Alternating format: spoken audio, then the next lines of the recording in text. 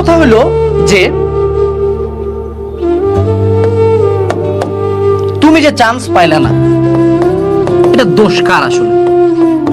টিচারের, প্ল্যাটফর্মের ভাইয়ার, কোচিং সেন্টারের, তোমার বাপ মায়ের, ভাগ্যের, কোটা সিস্টেমের? Logical answer.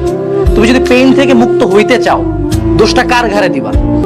যদি ইনস্ট্যান্ট রিলিফ চাও, দোষটা দিবা মানুষের ঘাড়ে, যে এই প্ল্যাটফর্ম, এই টিচার, এই যে কোটা সিস্টেম, আমি চান্স পাইনি এই জন্য। এটা ইনস্ট্যান্ট রিলিফ দিবে, but deep down inside you know এটা প্রপার রিজন না। তুমি যে চান্স পাও নাই, এটা সবচেয়ে বড় দোষ কার? ইয়োরসেলফ। তুমি যখন একটা জিনিসের দোষ স্বীকার করো, তুমি যখন একটা জিনিস রিয়েলাইজ করো, তুমি যখন একটা জিনিস মানে নাও, যে কোনো কষ্ট থেকে বের হওয়ার সবচেয়ে বড় উপায় হইল মানে নেওয়া, একসেপ্টিং দ্য ফল্ট। একসেপ্ট করা যে চান্স পাই নাই, একসেপ্ট করা আমি চান্স পাই নাই কারণ আমি আমার বেস্টটা দেই নাই। এবং এই একসেপ্টেন্স থেকে নতুন একটা জিনিস শুরু হয়, সেটা হলো রিপেন্টেন্স। রিপেন্টেন্স থেকে কি শুরু হয়? রিভাইভাল। যে না, আমি জানি আমার দোষ হয়েছে, আমি জানি আমার ভুল হয়েছে, বাট আমি এখন জিনিসটাকে ঠিক করতে চাই, আমি যে এখন এই জিনিসটাকে ফিক্স করতে চাই। সো তুমি আজকে যদি সময় পাও, মেক আ লিস্ট।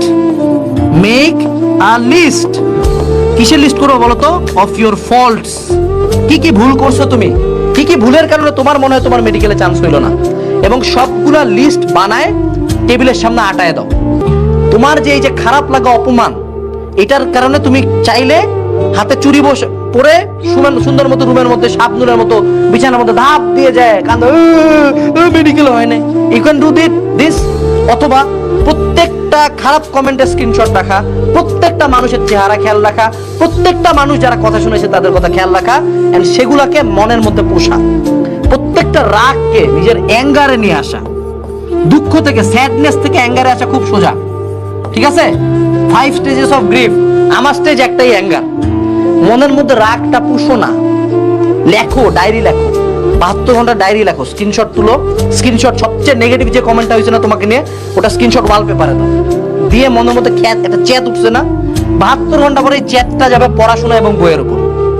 72 ঘন্টা পরে যেই কোর্সে থাকবা, যেই বইতে থাকবা, সামনে যা থাকবে এমন পড়া দিবা যাতে গলা ভাঙ্গে যায়। এতক্ষণ ধরে লিখবা যাতে আঙ্গুল ব্যথা করে, এতক্ষণ চেয়ারে বসে থাকবা যাতে কোমর ব্যথা করে। মেক শিওর রাগটা প্রপার জায়গায় যায়। রাগের কারণে, দুঃখের কারণে হার মানে না, এটা তো খুব কোয়াইট ইজি জিনিস, খুব ইজি। গিভ আপ করা খুব ইজি, আমার মতো সুইসাইড করা খুব ইজি। একটা রিক্সাওয়ালা চালিয়ে কালকে সুইসাইড করতে পারে, ভ্যালিড রিজন আছে তার কাছে, বাট সে কি করে? ফাইট করে। So be that guy, be that girl, fight করো, অ্যাঙ্গারটাকে জায়গা মতো কাজে লাগাও। আর মনে রাখবা, আমি যতই মোটিভেশন দেই, এই মোটিভেশনের মেয়াদ হলো 5 মিনিট। 5 মিনিট পরে আবার রিয়ালিটি কিকিং করবে, খারাপ লাগবে, but that's the fun part. You do it anyway. লাইনটা কি? You do it anyway. আজকে তুমি চান্স পাও নাই, একটু তোমাকে খেয়াল করাই দেই তো। ওই যে অ্যাডমিশন টাইমের কয়েকটা দিন যে বাইরে ঘুরতে গেছিলা, খেল আছে না? ওই যে পুরো রাত যে ফোনগুলো স্ক্রল করতেছিলা, খেল আছে না? তোর বন্ধুরা পড়তেছিল, তুই তো স্ক্রল করতেছিলা। ওই যে প্রেম করতেছিলা খুবই, ওই যে অনলাইনে একদম বিশাল বড় হিরো হয়ে গেছিলা। ওই যে একদিন পড়ার কথা ছিল, পড়ো নাই। ওই যে এক্সামটা দেওয়ার কথা ছিল, দিতে গেলা না। ওই যে কোচিং এর কথা বলে বাইরে ঘুরে বেড়াচ্ছিলা, দিনগুলো খেলা আসে না? ফ্ল্যাশব্যাকে যাও তো একটু, কি কি ফাঁকি দিছিলা, তাই না? ওই সময় তুমি কি করছিলা? তোমার ফিলিংস এর দিকে তাকাইছিলা, যে আজকে ইচ্ছা করতেছে না তাই পড়বো না। You thought about your feelings, but আজকে থেকে ট্রাই করো ফাক ফিলিংস। কোনো ফিলিংস এর কিচ্ছু নাই, ভালো লাগতেছে, খারাপ লাগছে কিচ্ছু না, পড়বো।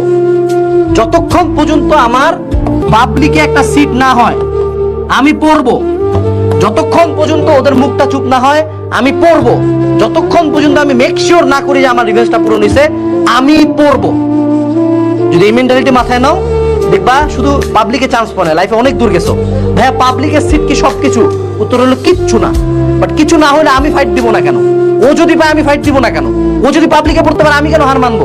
আমাকে কেন হার মানতে বলা হচ্ছে? আমি হার মানবো না। এই কথা দিয়েই আমাদের আজকের লাইফটা শেষ। যারা মেডিকেলে চান্স পাও নাই, তোমার জন্য সমবেদনা। বাট যারা মেডিকেলে চান্স পাও নাই, তোমার জন্য এখনো অসংখ্য পথ খোলা আছে। উনার উপর বিশ্বাস রাখো, উনার তোমাকে নিয়ে আরো বেটার প্ল্যান থাকতে পারে। সো উনাকে বেটার প্ল্যানটা বাস্তবায়ন করতে দেওয়ার জন্য তোমাকে কাজ করতে হবে। রুমের মধ্যে দরজা লাগাই দিয়ে কান্দাকাটি করলে উনার প্ল্যানে কোনো বাস্তবায়নের সুযোগই থাকবে না। তুমি বাঘের সামনে দাঁড়ায় যদি বলো আল্লাহ আমারে বাঁচাও, তা না। তোমার দৌড় দিতে হবে, উনি দেখবা বাঁচায় দিবে। That's the final thing. সকলের জন্য শুভকামনা।